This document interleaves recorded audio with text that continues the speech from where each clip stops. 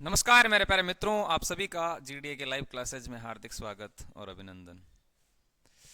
दोस्तों, कहते हैं कि कभी ठंड में ठिठुर के देख लेना, कभी ठंड में ठिठुर के देख लेना, कभी जलती हुई धूप में तप के देख लेना, कैसे होती है इस देश की हिफाजत, ये देखना है तो कभी सरहद पे जाके देख लेना। सरहद पे कैसे देश की जो मुल्क है उसकी हिफाजत होती है। अपना टॉपिक फिजिक्स चल रही है। और ठीक है क्या पेन?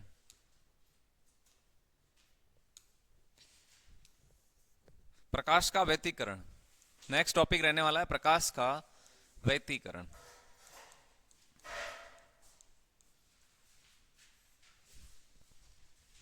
लाइट टॉपिक चल रहा है और ये बड़ा टॉपिक होता है फिजिक्स में, एक बहुत बड़ा टॉपिक है आपके सामने ये। इसमें अपवर्तन हमने पढ़ा है, परावर्तन से संबंधित कुछ बातें अभी बाकी है, और इसके अलावा बहुत सारे टॉपिक, पूर्ण आंतरिक परावर्तन, ये आपने पढ़ लिया है। प्रकाश का व्यतिकरण क्या होता है? प्रकाश का व्यतिकरण आपने देखा होगा कि साबुन के जो बुलबुले होते हैं वो आपको रंगीन नजर आते हैं, आते कि नहीं आते? या पानी की सतह पे पानी जो होता है उस पे आप यदि केरोसिन डाल देते हैं तो तेज प्रकाश में वो भी आपको चमकीले नजर आते हैं। तो ये सारी की सारी जो घटनाएं होती है ये प्रकाश के व्यतिकरण पर आधारित होती है। क्या होती है? दो समान प्रकाश की तरंगें। लिख लो आप भैया, प्रकाश का व्यतिकरण क्या है? दो समान आवृत्ति की, दो समान आवृत्ति की प्रकाश तरंगे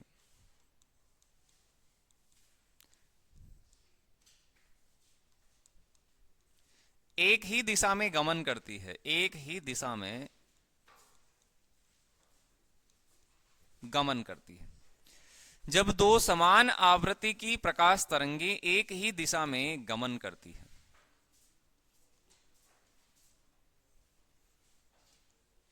ये लो, जब दो समान आवृत्ति की प्रकाश तरंगे एक ही दिशा में गमन करती है तो अध्यारोपण के फलस्वरूप, पूरी बात को लिख रहा हूं मैं, अध्यारोपण के फलस्वरूप, अध्यारोपण के फलस्वरूप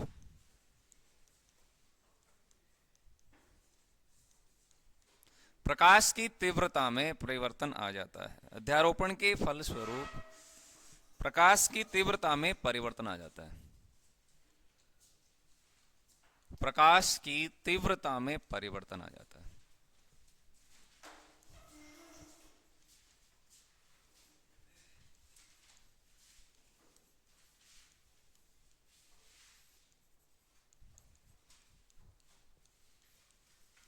ये लो, ये घटना क्या कहलाएगी? प्रकाश का व्यतिकरण कहलाएगी। जब दो समान आवृत्ति की प्रकाश तरंगी, दो समान आवृत्ति की प्रकाश तरंगी एक ही दिशा में गमन करती है, जब दो समान आवृत्ति की प्रकाश तरंगी एक ही दिशा में गमन करती है तो अध्यारोपण के फलस्वरूप ये जो प्रकाश की तरंगे हैं इनकी तीव्रता में परिवर्तन आ जाता है। लिखा है ना, प्रकाश की तीव्रता में परिवर्तन आना, ये रहा। प्रकाश की तीव्रता में क्या आ जाता है? परिवर्तन आ जाता है। और यही घटना क्या कहलाएगी? प्रकाश का व्यतिकरण कहलाएगी। ऐसे प्रश्न आपके आरपीएफ की भर्ती में खूब पूछे जाते हैं। आपको डेफिनेशन दी जाती है, परिभाषा दे देते हैं और पूछा जाता है क्या है ये। तो ध्यान में रखिएगा, जो जब दो समान आवृत्ति की प्रकाश तरंगे, दो समान आवृत्ति की प्रकाश तरंगे एक ही दिशा में जा रही है, एक ही दिशा में गमन करती है, तो अध्यारोपण के फलस्वरूप प्रकाश की तीव्रता में परिवर्तन आ जाता है। और यही घटना क्या कहलाएगी? यही घटना आपके प्रकाश का व्यतिकरण कहलाता है। लेकिन इंपॉर्टेंट क्या होता है? इनके एग्जाम्पल, जो उदाहरण होते हैं, ये सबसे इंपॉर्टेंट होते हैं। यहीं से प्रश्न बनते हैं सीधे सीधे। जैसे बात करें साबुन के बुलबुले का रंगीन नजर आना, साबुन के बुलबुले का रंगीन दिखाई देना।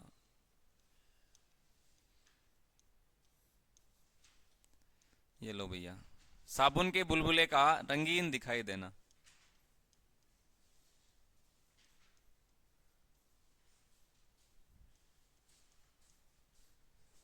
प्रश्न आपके सामने आए साबुन का बुलबुला किसके कारण रंगीन नजर आता है? तो सीधा सा आंसर होगा आपका प्रकाश का व्यतिकरण। और ऐसे ही प्रश्न एग्जाम में पूछे जाते हैं।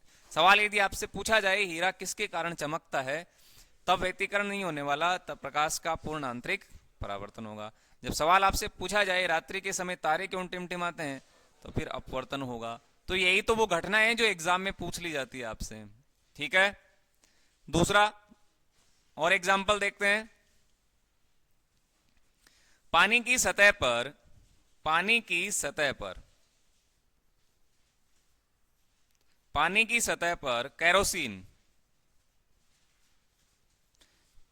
केरोसिन, केरोसिन क्या होता है भैया? मिट्टी का तेल, मिट्टी का तेल डालने पर क्या होता है? क्या होगा बताओ? मिट्टी का तेल डालते हैं ना पानी में, तो जब धूप होती है, सूर्य का प्रकाश होता है, तो वो भी आपको चमकीला नजर आता है, रंगीन नजर आता है। तो पानी की सतह पर मिट्टी का तेल डालने पर तेज प्रकाश में, तेज प्रकाश में चमकीला या रंगीन नजर आएगा। चमकीला या रंगीन नजर आता है, रंगीन।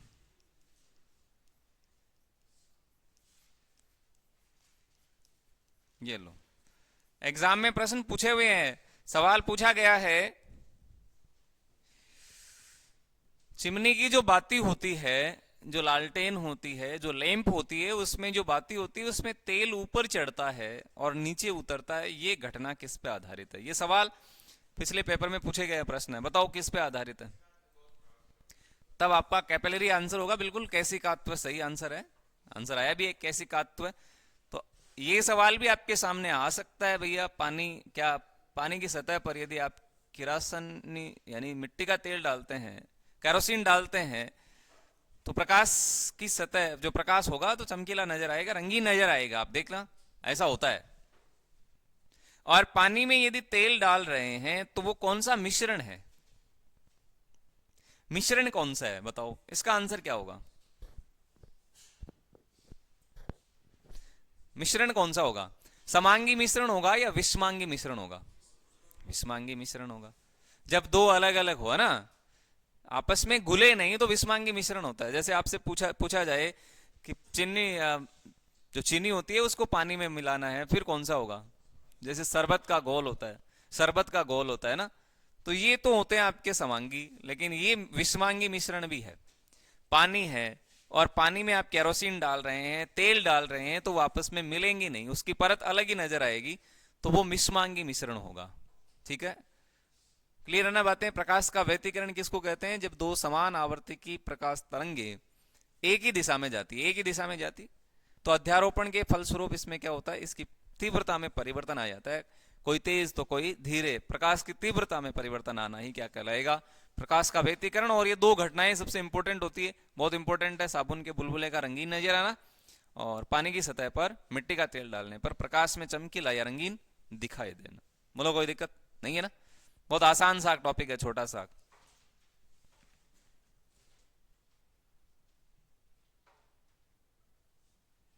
परावर्तन, कुछ बातें परावर्तन की है, परावर्तन भी आपको ध्यान में रखना चाहिए। परावर्तन क्या होता है? परावर्तन क्या है? अपवर्तन तो हमने जाना था, आपतित किरण, अपवर्तित किरण और अभिलन तीनों एक ही तल में होते हैं, हमने रूल भी जाने थे। और जब प्रकाश की किरण एक माध्यम से दूसरे माध्यम में जाती है तो अपने मार्ग से विचलित हो जाती है, घटना प्रकाश का अपवर्तन था। लेकिन यह है परावर्तन। परावर्तन क्या होता है? जब कोई प्रकाश की किरण, ये कोई चिकना पृष्ठ है, देखो ये चिकना पृष्ठ है, चिकना पृष्ठ। जब कोई प्रकाश की किरण इस चिकने पृष्ठ से टकराती है, क्या हुआ?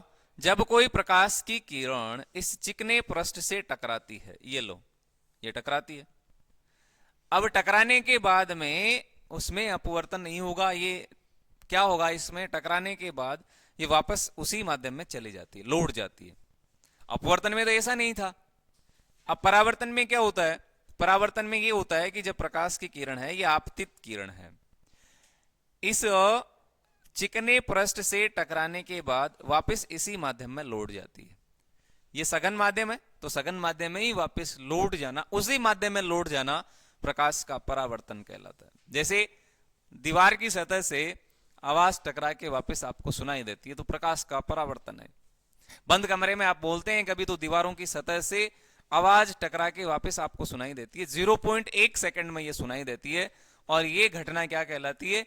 प्रकाश का परावर्तन कहलाती है। ठीक है भैया, तो ये यहां दो किरण आप देख रहे होंगे, एक तो किरण है ये आपतित है। कौन सी है? आपतित किरण है। जो आ रही है वो आपतित किरण होगी, और जो जा रही है टकरा के, यहां से टकरा के जा रही है ना, तो ये परावर्तित किरण हो गई। कौन सी किरण है? परावर्तित किरण है, परावर्तित किरण। और इसके बीच में एक क्या होता है? इसके बीच में ये अभिलंब होता है, जहां से एंगल बनते हैं। परीक्षा में यदि प्रश्न पूछा जाए कि बताइए एंगल किस भाग से बनते हैं, यानी कोण किस भाग से बनते हैं, तो जितने भी कोण होते हैं वो अभिलंब से बनते हैं, अभिलंब से मापे जाते हैं सारे के सारे कोण। ठीक है, तो बताओ इसमें क्या हो रहा है? इसमें क्या हो रहा है? एक तो आपतित किरण हो गई और दूसरी परावर्तित किरण हो गई, और एक और है वो अभिलंब, ये अभिलंब है। अब यदि आपसे पूछा जाए, ये अभिलंब हो गया, यदि आपसे प्रश्न किया जाए कि कौन सा परावर्तन का नियम है, तब क्या करोगे? बताओ, परावर्तन क्या होगा? परावर्तन है क्या? परावर्तन क्या है? जब प्रकाश की किरण, मैं लिख देता हूं, जब प्रकाश की किरण, ये डायग्राम यदि आपके माइंड में है तो आसान हो जाएगा। ये देखो, प्रकाश की किरण आपतित हो गई, ये यहां से टकरा के जा रही है, ये परावर्तित है, और एक अभिलंब हो गया। तो जब प्रकाश की किरण क्या होगा? चिकने पृष्ठ से टकराकर, चिकने पृष्ठ से, यह प्रश्न भी पूछा हुआ है, टकराकर, ये लो, चिकने पृष्ठ से टकराकर। ध्यान में रखिएगा, इसमें जो पृष्ठ है वो आपका चिकना है।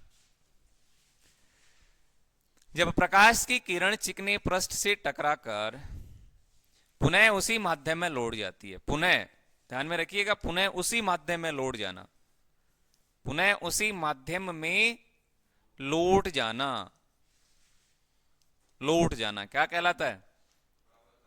परावर्तन कहलाता है।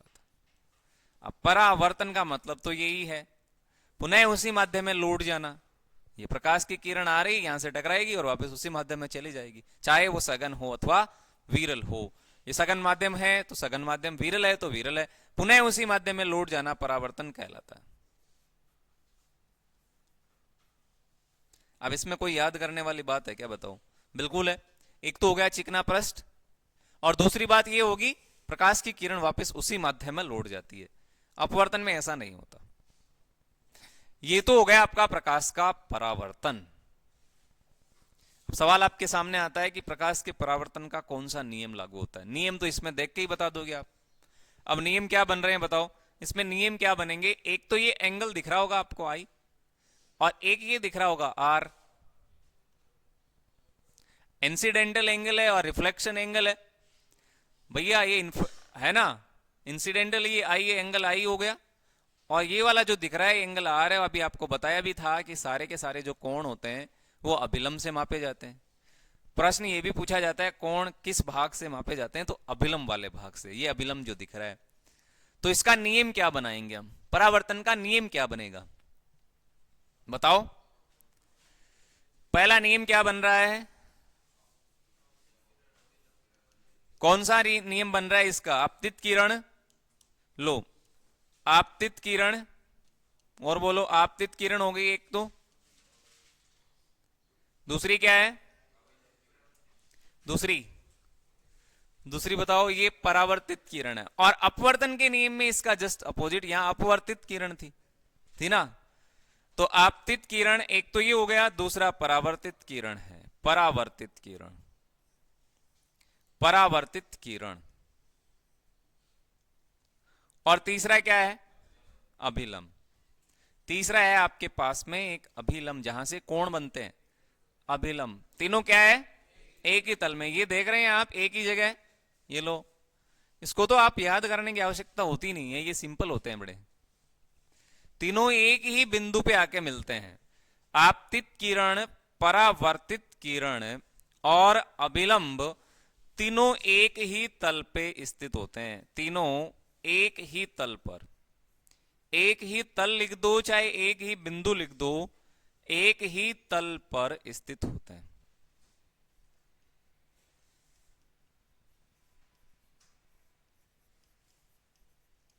ये लो, तीनों एक ही जगह स्थित है। आपतित किरण, परावर्तित किरण और अभिलंब तीनों एक ही जगह स्थित है, ये पहला रूल कहता है।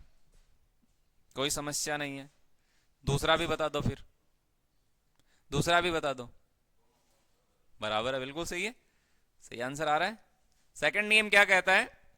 दूसरा नियम ये बोलता है कि इसका एंगल जो दिख रहा है ना, कोण आई बराबर क्या होगा? कोण आर। ये सिंपल सिंपल नियम होते हैं, कई बार प्रश्न पूछ लेते हैं और प्रश्न यहां से बनते हैं। सवाल यहां से पूछा गया, यदि एंगल आई का मान 45 डिग्री है, यानी इसका मान, यदि आप ये जो आप देख रहे हैं आपतन कोण, इसका मान यदि आपके 50 डिग्री है, तो फिर परावर्तन कोण का मान क्या होगा?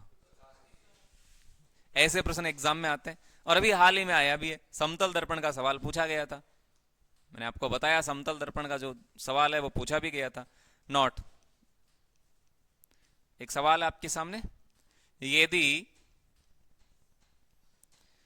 आपतन कोण का मान, आपतन कोण समझ रहे हैं आप? आपतन कोण कौन सा हो गया? यदि आपतन कोण यानी एंगल आई का मान क्या है? कोण का मान, यदि एंगल आई जो दिख रहा है, यदि आपतन कोण का मान कितना है? 50 डिग्री। 50 डिग्री है, तो परावर्तन कोण का मान क्या होगा? तो परावर्तन कोण का मान। अब ऐसे प्रश्न एग्जाम में बनते हैं। कोण आर, परावर्तन कोण का मान क्या होगा? मान भी 50 डिग्री होगा, 50 डिग्री होगा। ये लो, अब यदि कोई सवाल आए तो आप आंसर कर देना। सवाल यदि आपसे पूछा जाए, यदि इंसिडेंटल एंगल ये जो आपका है आई, इसका मान 72 डिग्री है, तो परावर्तन कोण का मान क्या होगा? इतना ही होगा क्या? चलो, कोई दिक्कत है क्या यहां? नहीं है? बताओ, पेड़ की जो छाया होती है, पेड़ की छाया बनती ही नहीं बनती प्रकाश में? धूप में देखा है ना आपने, पेड़ की छाया बनती है, वो किसके कारण बनती है?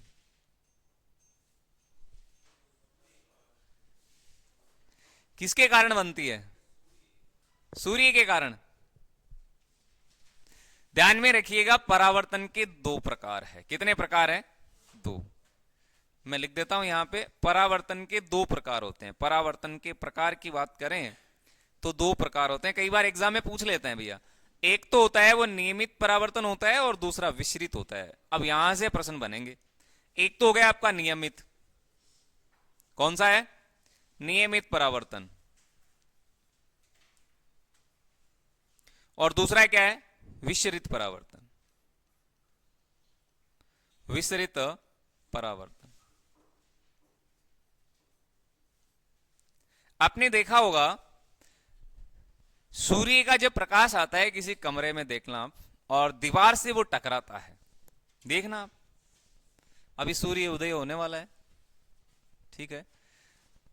खिमड़े जो ये है आपके खिड़की जो है कमरे की, इसको खोल के रखना, और जब सूर्य का प्रकाश आके दीवार से टकराएगा तो आप जरा ध्यान से देखना, दीवार की सतह से टकराने के बाद वापस वो क्या हो जाएगा? फैल जाता है। आपने देखा है ना ऐसा? नहीं होता? इसका मतलब विसरित परावर्तन है। इसका मतलब क्या है? विसरित परावर्तन, फैल रहा है। तो आपने अवश्य यह भी देखा होगा, जो पेड़ की जो छाया है उसका जो प्रतिबिंब बनता है वो फैल जाता है। देखा है कि नहीं देखा? देखिए ना छाया, अरे बहुत जगह स्थान घेर लेती है, उसका प्रतिबिंब है वो फैल जाता है। विसरित परावर्तन है। यदि आपसे सवाल पूछा जाता है पेड़ की छाया का बनना कौन सा परावर्तन है, समझ गए? पेड़ की जो छाया बनती है ना, उसमें जो प्रतिबिंब बन रहा है वो विसरित परावर्तन है। यहां नोट कर लें आप, पेड़ की छाया का प्रतिबिंब, पेड़ की छाया बनना सीधा याद कर लो ना, पेड़ की छाया बनना, ये आपका विसरित परावर्तन होने वाला है। कोई दिक्कत है क्या बताओ? नहीं है ना? ये आसान आसान सवाल है, एग्जाम में यदि बनते हैं तो भैया आपका आंसर सही जाना चाहिए। टिंडल प्रभाव भी इसी पे आधारित होता है। टिंडल इफेक्ट आपने देखा? टिंडल प्रभाव क्या होता है? टिंडल जानते हो क्या? टिंडल प्रभाव क्या है? जब सूर्य की प्रकाश की कोई किरण कमरे में आती है, कमरा बंद है, तो आप देखना कई बार आप जब जैसे ही दरवाजे को खोलते हैं तो अंदर से धूल के कण आपको उड़ते हुए नजर आते हैं। देखा है क्या? नहीं देखा? ऐसा होता है ना, जैसे ही आप बाहर से आते हैं, जैसे इसको खोलते हैं और सूर्य का तेज प्रकाश किसी खिड़की की किसी छिद्र से अंदर आ रहा है, जैसे आप उसको खोलोगे तो आपको ऐसा लगेगा जैसे अंदर से धूल के कण उड़ रहे हैं। वो टिंडल प्रभाव है। कौन सा प्रभाव है? टिंडल, जो आपके विसरित परावर्तन का ही टाइप होता है। किसका होता है? विसरित परावर्तन। बोलो यहां से कोई दिक्कत है? नहीं होनी चाहिए मेरे हिसाब से तो। बाकी देख लो, प्रकाश का परावर्तन क्या होता है? जब कोई प्रकाश की किरण किसी चिकने पृष्ठ से टकराकर वापस उसी माध्यम में लौट जाती है, ये परावर्तन है। उसमें एंगल आई, एंगल आर बराबर होते हैं दोनों, और आपतित किरण और परावर्तित किरण अभिलंब तीनों एक ही जगह स्थित होते हैं। ये छोटी छोटी बातें हैं जो आपको ध्यान में रखनी होगी। बोलो कोई दिक्कत? और प्रकाश का व्यतिकरण क्या होता है? जैसे साबुन के जो बुलबुले होते हैं वो रंगीन दिखाई देते हैं, तो ये घटना आपकी प्रकाश की व्यतिकरण है। समझ गए ना? एक प्रश्न यहां से बनने की संभावना आपके सामने रहेगी। दर्पण की बात चल रही थी आपके सामने। दर्पण दो प्रकार होते हैं इसके। कितने होते हैं? दो। बहुत इंपॉर्टेंट है। दर्पण के कितने टाइप हैं? दो। इंपॉर्टेंट रहने वाली ये सारी की सारी बातें। एक तो था आपके सामने उत्तल दर्पण। कौन सा है? उत्तल दर्पण। एक तो उत्तल दर्पण, इसको मोस्ट इंपोर्टेंट कर लें आप, एग्जाम में यहां से प्रश्न बनते हैं, मोस्ट रहेगा ये। और एक होता है वो है आपके अवतल दर्पण। अवतल दर्पण,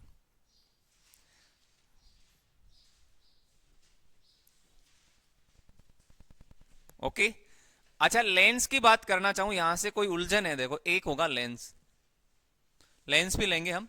लेंस, लेंस के भी दो टाइप है। कितने हैं? दो। एक होता है उत्तल लेंस, और दूसरा कौन सा होता है? दूसरा कौन सा होता है भैया?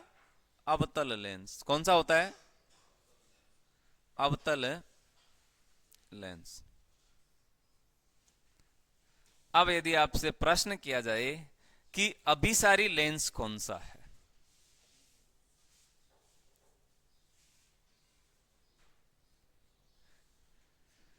ये आपका कॉन्वेक्स मिरर है, ये आपका कॉन्वेक्स लेंस है, ये कॉनकेव मिरर है, और ये कॉनकेव लेंस है। सीधा भी आता है, इंग्लिश में आता है, इंग्लिश में वर्ड दे देते हैं, सीधा इंग्लिश वर्जन हिंदी में बना के दे देते हैं। ये कॉन्वेक्स होता है। कौन सा होता है? ये कॉन्वेक्स।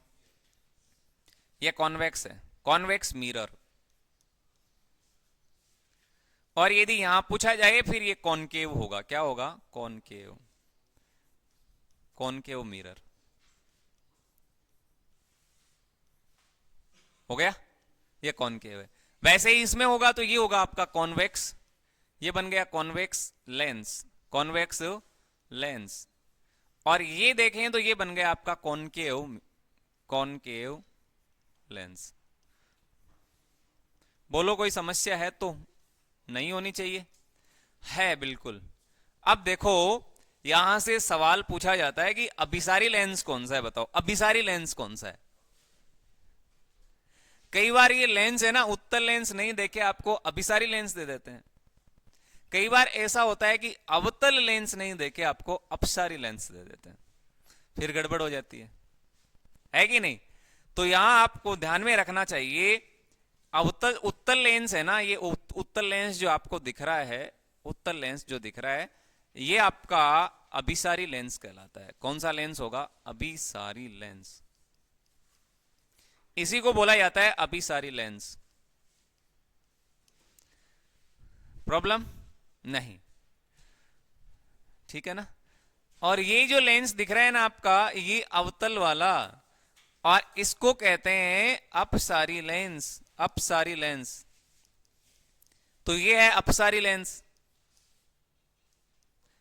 दो टाइप है, प्रश्न क्या बनेंगे वो देखेंगे अभी।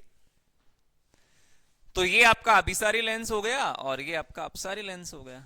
यहां बताओ क्या होगा, यहां क्या होगा।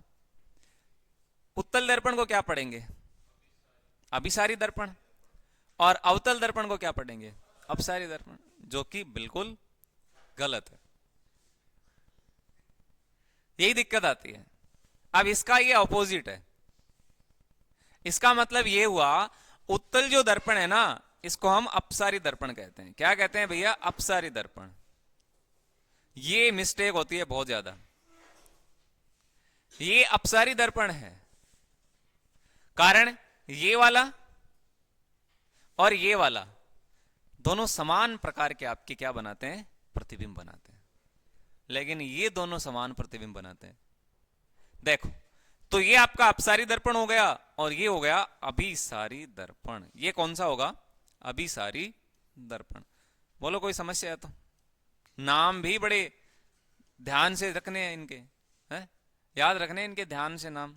अपसारी दर्पण कौन सा होता है, अभिसारी कौन सा होता है, उत्तल लेंस, अवतल लेंस, अपसारी अभिसारी लेंस, इनमें बड़ी कंफ्यूजन होती है।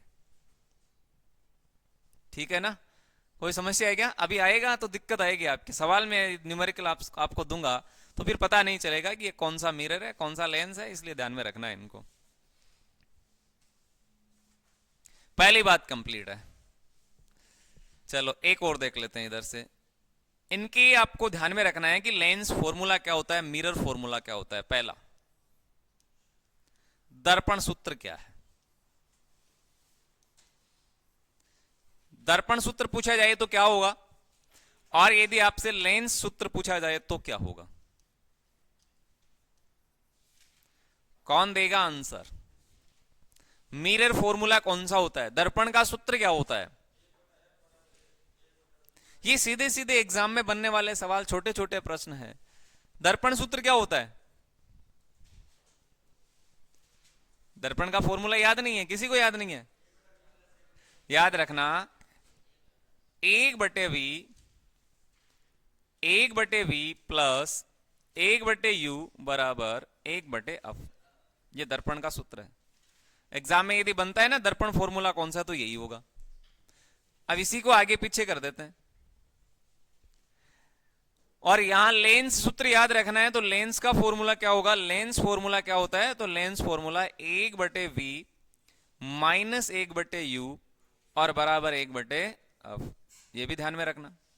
क्या अंतर है दोनों में, प्लस माइनस का अंतर है, प्लस माइनस का है ना अंतर। दर्पण में क्या दिख रहा है आपको, प्लस, इसमें क्या दिख रहा है, माइनस। ये लो, V जो होता है, V वो होता है आपका प्रतिबिंब जो बनता है। U जो होता है वो बिंब होता है, कोई वस्तु है। जैसे ये है पेन, तो ये वस्तु है, और इसका जो प्रतिबिंब बनेगा वो आपका V है। समझ गए। और F होती है फोकस दूरी। ये लिखने की आवश्यकता है नहीं, आपको पता है। फोकस दूरी है, बिंब है और प्रतिबिंब है। ठीक है। अब इसको याद कैसे करें, कई बार एग्जाम में आता है निम्न में से दर्पण फॉर्मूला है। दर्पण का सूत्र क्या है, कार्य का सूत्र पूछा गया एग्जाम में। दर्पण का सूत्र यदि आपसे पूछे तो 1/v प्लस 1/u बराबर 1/f। अब कई बार उनको याद नहीं रहता, वो माइनस वाला करके आ जाते हैं। तो यहां देखना, आप दर्पण में क्या दिख रहा है, पै दिख रहा है ना, पै, और पै से क्या बन रहा है, प्लस। याद हो जाएगा। दर्पण जो शब्द है इसमें पै आ रहा है और पै से ही प्लस बनेगा, तो प्लस वाला कौन सा हो गया आपके दर्पण का, और बाकी अपने आप हो जाएगा माइनस। एक प्लस है तो अपना आप दूसरा माइनस होगा ना। ठीक है, यहां से कोई दिक्कत। बताओ, उत्तल दर्पण अपसारी दर्पण है, अभिसारी मत कह देना इसको। अवतल दर्पण अभिसारी। उत्तल लेंस अभिसारी लेंस कहलाएगा और अवतल लेंस क्या कहलाएगा आपके।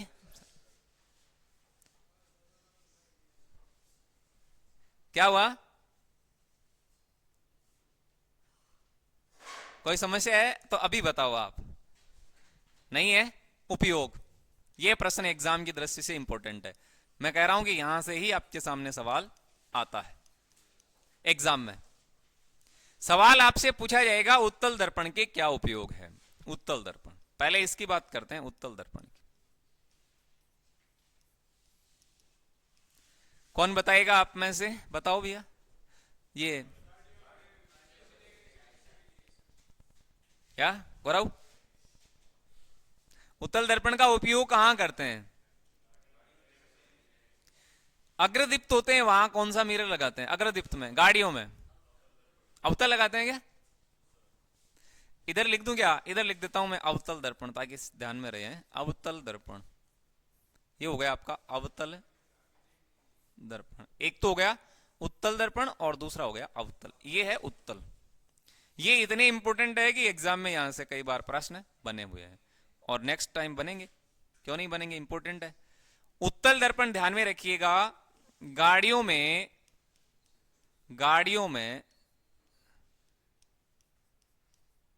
पीछे का दृश्य, गाड़ियों में पीछे का दृश्य देखने के लिए, पीछे का दृश्य देखने के लिए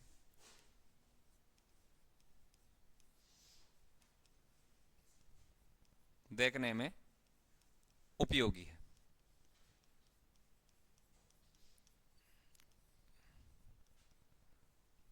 अरे गाड़ियों में पीछे का दृश्य, अब ड्राइवर जो बैठा होता है आगे गाड़ी चला रहा है, तो गाड़ी कोई पीछे से आ रही है तो वो कौन से मिरर में देखता है?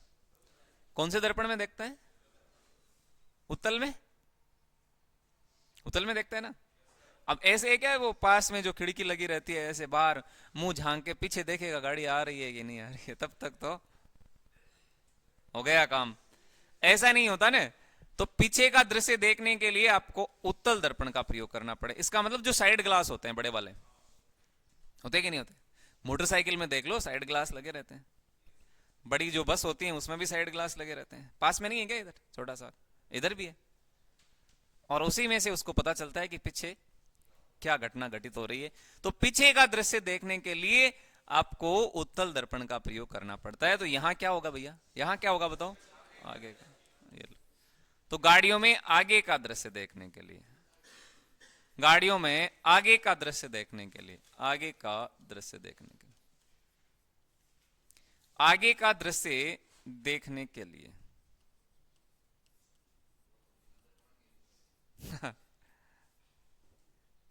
बिना दर्पण के देख लेगा। वाह। गाड़ियों में आगे का दृश्य, अब इसको भी याद कर सकते हैं आप आसानी से। कई बार इसमें भी क्या हो जाती है, भूल हो जाती है कि पीछे मैं कौन सा करूं, उत्तल करूं, अवतल करूं, आगे अवतल करूं, उत्तल करूं। सवाल आ गया गाड़ियों में आगे का दृश्य देखने के लिए, फिर दिक्कत आएगी। कुछ नहीं, दिक्कत कुछ नहीं है। यहां से अवतल बनता है और यहीं से ऐसे आगे बनता है। ए शब्द जो लिख रहे हैं ना, ये ए वाला, ये देखो ये ए, और ए से क्या बनाओगे आप? आगे। अब ऊ से तो बनेगा नहीं, ऊ से तो उगे बनेगा, उगे का कोई मतलब नहीं है। ऐसे बनता है आगे। अब आगे इसका मतलब आगे देखने के लिए ऐसे अवतल दर्पण काम में आ जाएगा। क्लियर? चलो नेक्स्ट, एक और उपयोग देखते हैं। कहां पे होता है? हेडलाइट, हेडलाइट यही तो है। हेडलाइट यही होता है। हेडलाइट यही है। क्या नाम गौरव? यही है हेडलाइट। में लिख देता हूं हेडलाइट। हेडलाइट का मतलब आगे वाली, हेड का मतलब आगे ही तो होता है, आगे वाली जो लाइट होती है। समझ गए? ठीक है। हेडलाइट का मतलब आगे वाला दृश्य देखने के लिए। चलो दूसरा, हाँ वो बताएंगे बताएंगे इसमें। अच्छा एक और ध्यान में रखना, वर्तमान में जो एटीएम मशीन है ना, एटीएम में, हाँ वर्तमान में एटीएम मशीन के पास देखना आप, एटीएम मशीन के पास क्या लगे हैं? उत्तल दर्पण लगे होते हैं। उत्तल दर्पण,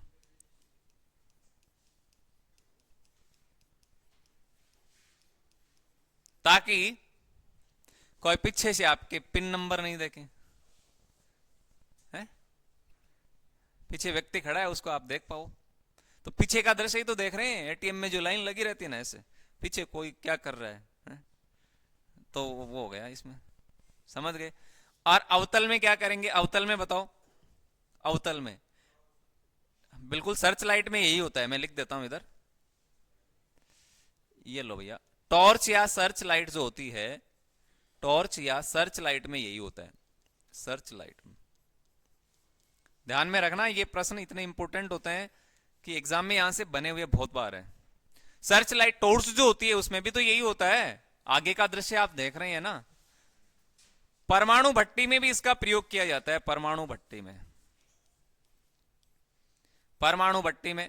इसके अलावा आप दाढ़ी जो होती है, दाढ़ी बनाने में, दाढ़ी,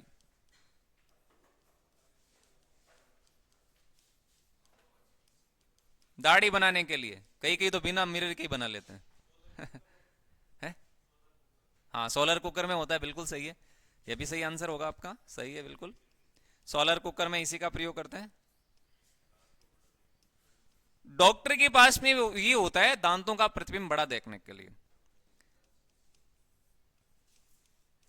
डॉक्टर दांतों का प्रतिबिंब बड़ा देखने के लिए इसका प्रयोग करता है, दांतों का प्रतिबिंब बड़ा देखने के लिए,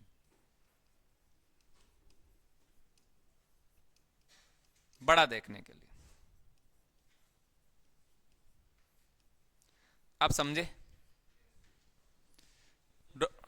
है डॉक्टर के पास रहता है ये, दांतों का प्रतिबिंब बड़ा देखने के लिए। कई बार होते हैं दांत में कीड़े लग जाते हैं, उसको दिखाई नहीं दे, तो इस मिरर का प्रयोग करते हैं दांत का प्रतिबिंब, ताकि बड़ा उसको दिखाई दे।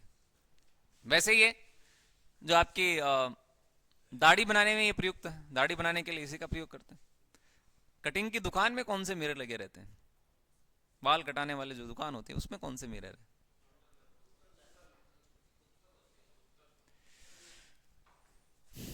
बताओ, कोई दिक्कत है क्या? यहां नहीं है ना? अच्छा, मुझे ये बताओ कि उत्तल दर्पण में जो प्रतिबिंब बनता है वो कैसा होता है? ये इंपॉर्टेंट लाइन है, ये इंपॉर्टेंट है भैया, बताओ। उत्तल दर्पण में बनने वाला प्रतिबिंब कैसा होता है? उत्तल दर्पण में, उत्तल दर्पण में, इस लाइन को याद रखिएगा, उत्तल दर्पण में आभासी, और आपको मैंने बताया कि आभासी के साथ में हमेशा क्या आता है? सीधा आता है। तो इसके साथ में जाहिर सी बात है सीधा आएगा, आभासी, सीधा और छोटा प्रतिबिंब बनता है, छोटा प्रतिबिंब बनता है, छोटा प्रतिबिंब बनता है। कोई समस्या? यदि प्लस है तो उत्तल है, माइनस है तो अवतल है, यह भी ध्यान में रखना। प्लस है तो उत्तल है, माइनस है तो अवतल है। कई बार एग्जाम में पूछे जाते हैं, सवाल पूछ लेते हैं, तो यदि प्लस आए तो आपको उत्तल बताना है, माइनस आए तो आपको अवतल बताना है। तो ये आभासी, सीधा और छोटा प्रतिबिंब बनाता है, बनता है किसमें? उत्तल दर्पण में। और अवतल में क्या होता है बताओ? इसमें क्या होता है? इसमें जो प्रतिबिंब बनता है ना वो वास्तविक और उल्टा। क्या प्रतिबिंब जो बनता है वो बनेगा आपके वास्तविक और उल्टा, वास्तविक उल्टा। और बनता है क्या कोई? ठीक है। और समतल दर्पण में आपने देखा कि समतल जो दर्पण होता है उसमें आभासी, सीधा और वस्तु के बराबर प्रतिबिंब बनता है। तो ये जरूर आपको ध्यान में रखने होंगे। अब सेम उधर लेंस की बात करें। लेंस में यदि आपसे पूछा जाए तो प्रतिबिंब कैसा बनेगा? लेंस में दो टाइप के लेंस भी थे, है ना? लेंस की बात करना चाहें, लेंस में तो लेंस के दो टाइप थे, एक तो उत्तल था और दूसरा अवतल था। उत्तल को क्या बोलते हैं? बताओ, उत्तल को क्या बोलते हैं? उत्तल लेंस को क्या बोलते हैं? अभिसारी, अभिसारी। और दर्पण में ये उल्टा हो जाता है ना, ये वाला यहां, वहां वाला वहां, ये अभिसारी हो गया। और इधर में कहूंगा तो ये हो गया आपके अपसारी, अपसारी हो गया। ठीक है। अब प्रतिबिंब की बात करें तो ये इंपॉर्टेंट होते हैं एग्जाम में। यदि आपसे सवाल किया जाए कि उत्तल लेंस में प्रतिबिंब कैसा बनता है बताओ, और यदि आपसे यहां पूछा जाए यहां प्रतिबिंब कैसा बनता है, फिर बताओ, बोलो। अभी आपने देखा था कि उत्तल जो दर्पण होता है सेम अवतल लेंस में होता है, वो यही तो होता है। इसका मतलब उत्तल दर्पण में जैसा प्रतिबिंब बनेगा वैसा अवतल में बनने वाला है। समझे क्या? अपसारी वही है, अपसारी है। इसका मतलब इसमें कैसा बनेगा? आभासी और सीधा, ये लिख लो। तो यहां बनने वाला है आभासी सीधा, आभासी व सीधा, सीधा। और यहां वास्तविक उल्टा। यहां कैसा बनेगा? वास्तविक उल्टा, वास्तविक उल्टा। और क्या आपको ये बात याद है मानव नेत्र में कैसा प्रतिबिंब बनता है? याद होगा आपको। मानव नेत्र में, मानव नेत्र में बनने वाला प्रतिबिंब, मानव नेत्र में बनने वाला प्रतिबिंब कैसा होता है? मानव नेत्र में बनने वाला प्रतिबिंब वायु होता है, वायु। मानव नेत्र में बनने वाला प्रतिबिंब वायु होता है। वायु का मतलब हो गया वास्तविक, वास्तविक। और इधर क्या होगा? इधर ये होगा उल्टा। तो वास्तविक और उल्टा बन जाएगा।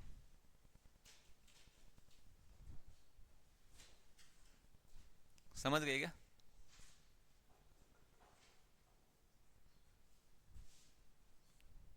ग्यारहवीं में पूछा हुआ प्रश्न मैं आपसे पूछता हूं, फिर क्लास को समाप्त करेंगे।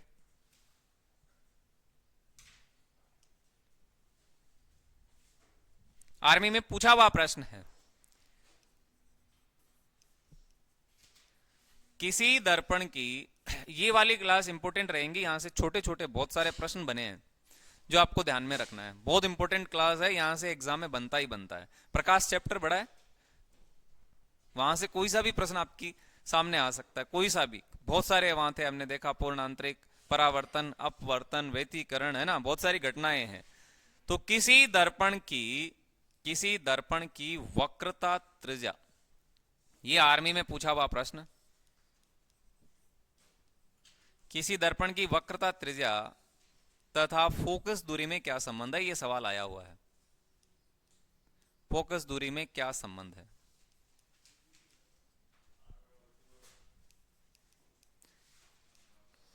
किसी दर्पण की वक्रता त्रिज्या आर और फोकस दूरी को क्या लिखेंगे? एफ। इन दोनों में क्या संबंध होता है? ये प्रश्न आपकी एग्जाम में पूछा हुआ है, तो ध्यान में रखना। संबंध यदि आपसे पूछा जाए तो R बराबर 2F होता है। इसको रट्टा मार लेना।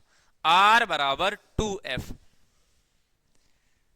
R बराबर क्या होता है? 2F होता है। वक्रता त्रिज्या है ये R, F क्या है? फोकस दूरी है।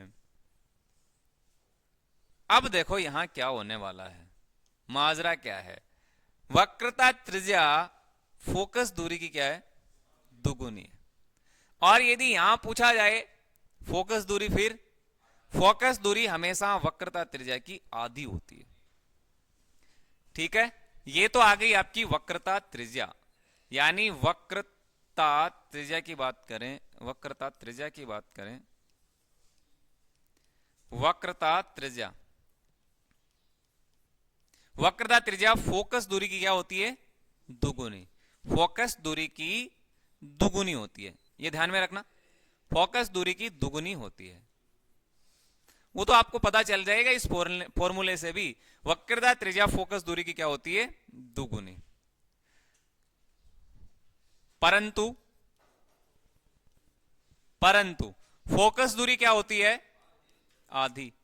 परंतु फोकस दूरी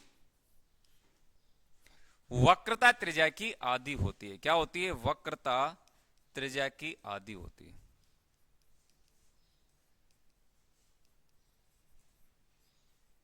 ये लो भैया, इसका मतलब ये हो गया F बराबर क्या होगा? R/2, R/2 होगा। ये लो, कोई सा भी प्रश्न बने तो आपका गलत नहीं जाना चाहिए। ध्यान में रखना, वक्रता त्रिज्या फोकस दूरी की दुगुनी होती है और फोकस दूरी वक्रता त्रिज्या की आधी होती है। ये लाइनें आपके लिए बहुत इंपॉर्टेंट है, बहुत इंपॉर्टेंट है। ये लो, कोई भी लेंस हो, कोई भी दर्पण हो, क्या बोला? कोई भी लेंस हो, चाहे उत्तल हो चाहे अवतल हो, और कोई सा भी दर्पण हो, चाहे उत्तल हो या अवतल हो, इनकी हमेशा आरपीएफ कैसी होती है? पॉजिटिव होती है। क्या होती है? आरपीएफ। आरपीएफ जानते हो? Railway police force. ये railway police force, Rajasthan police force, RPF. मेरे कहने का मतलब यह था कि आर तो है आपकी वक्रता त्रिज्या। क्या है? वक्रता त्रिज्या। पी क्या है? लेंस की क्षमता है, जो हम कल वाले टॉपिक में देखेंगे। और एफ है फोकस दूरी। क्या है? फोकस दूरी। आप देखो, चाहे उत्तल लेंस हो चाहे उत्तल दर्पण हो, इनकी हमेशा प्लस में आएगी। क्या आएगी? प्लस में। कब आती है? जब उत्तल हो। चाहे उत्तल लेंस हो और या फिर क्या हो, उत्तल दर्पण हो। ध्यान में रखना भैया। अब यदि आपसे कोई सवाल पूछे, यदि कोई दर्पण प्लस में है तो वो कौन सा होगा? उत्तल होगा। माइनस में तो वो कौन सा होगा? अवतल। तो ध्यान में रखना, आरपीएफ ये हमेशा, चाहे उत्तल लेंस हो चाहे आपका उत्तल दर्पण हो, ये हमेशा प्लस में आने वाली है, हमेशा प्लस में रहेगी। और यदि अवतल है तो फिर क्या होगा? माइनस होगा। तो यहां से न्यूमेरिकल प्रश्न भी बनेंगे और लेंस की क्षमता से आधारित जो सवाल है वो हम कल की क्लास में देखेंगे। तो आज के लिए काफी है, मिलेंगे आगे। तब तक के लिए जय हिंद, जय भारत, वंदे मातरम।